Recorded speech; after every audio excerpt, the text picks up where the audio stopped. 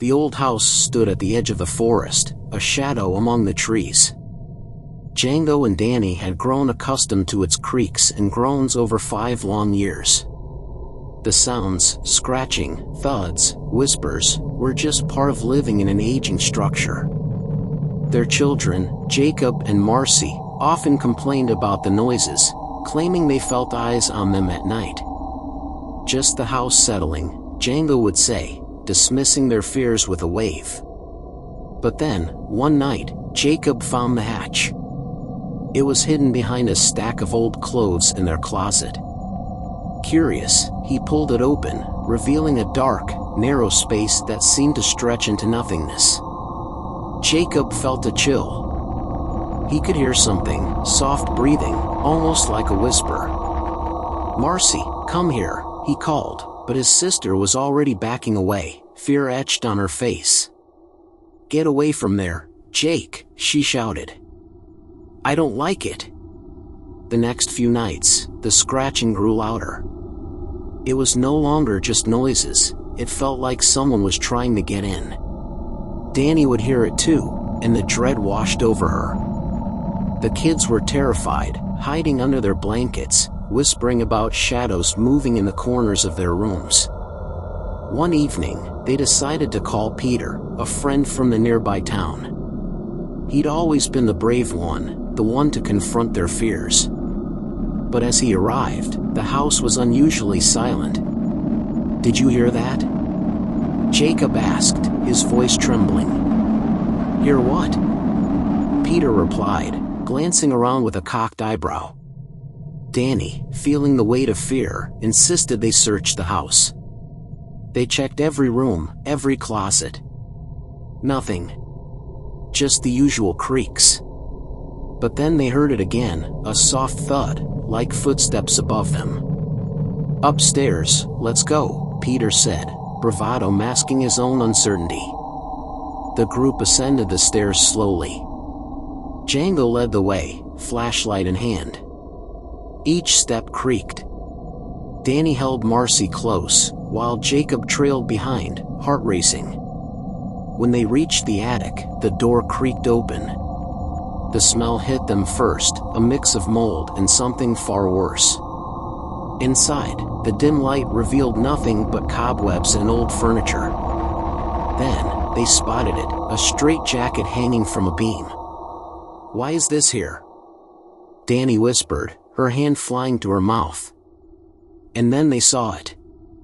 Fecal matter smeared on the floor like a grotesque art piece. Panic set in. "We need to call the police," Django said, his voice shaky. They dashed back downstairs, heartbeats echoing in their ears. Danny grabbed the phone, dialing 911, her hands trembling. The operator assured her help was on the way as she tried to keep the panic at bay. When the police arrived, they searched the house, but found nothing. No evidence of anyone living in the walls, no sign of struggle. Just the family's mounting fear. "Are you sure you heard something?" one officer asked, glancing at the children. "I swear, he was here." Jacob cried out, tears brimming in his eyes.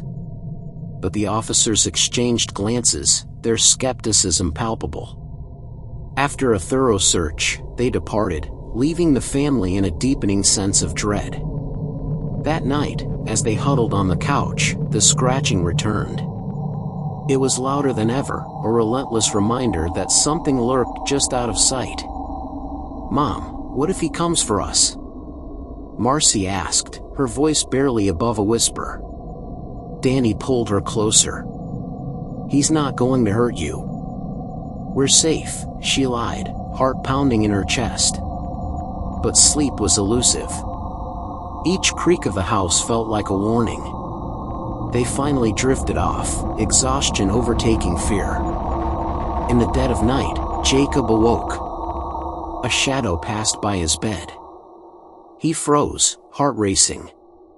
The outline of a man loomed, eyes glinting in the darkness. Jacob opened his mouth to scream, but nothing came out. Suddenly, the door burst open. Django stormed in, flipping on the light. The figure vanished.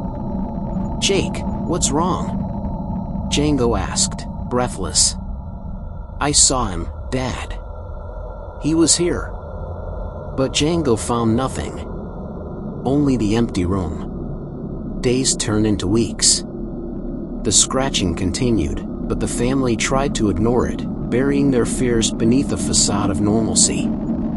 Then came the night when Danny heard it.